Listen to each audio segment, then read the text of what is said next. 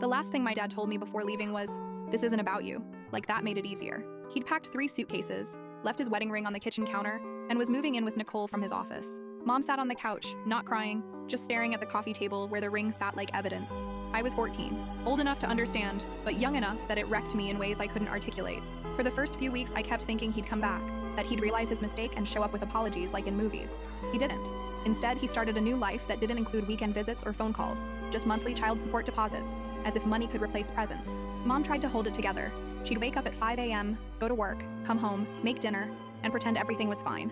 But I'd hear her crying through the bedroom wall at night. My younger brother Elliot was only 9 and didn't understand why Dad wasn't coming home. He'd ask questions I couldn't answer. "Did I do something wrong?" he'd whisper. The worst part wasn't the absence. It was the replacement.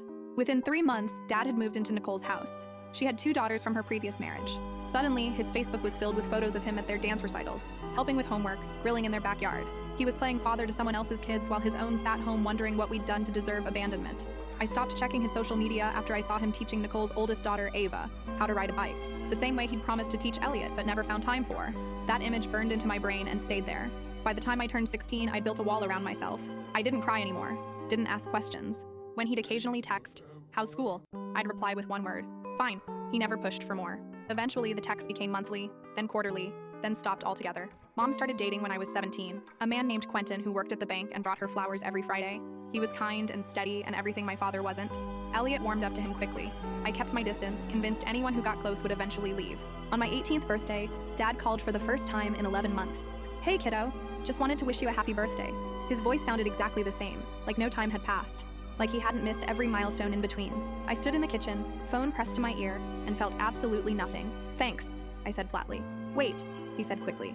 "I was hoping we could talk, maybe get coffee sometime?" The audacity almost made me laugh.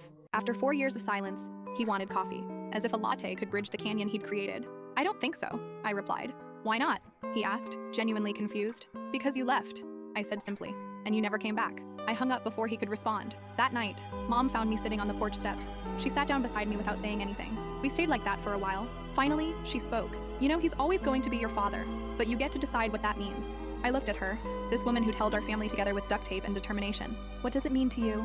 She smiled sadly. "It means he's someone I used to know." 3 years later, I'm 21 and haven't spoken to him since that birthday call. Elliot sees him occasionally, trying to salvage some relationship, though he always comes home disappointed. I've learned that closure doesn't require confrontation. Sometimes it's just accepting that some people are only meant to be in your life for a season, and some people choose to leave before the season ends. I still think about that last sentence sometimes. "This isn't about you." He was right.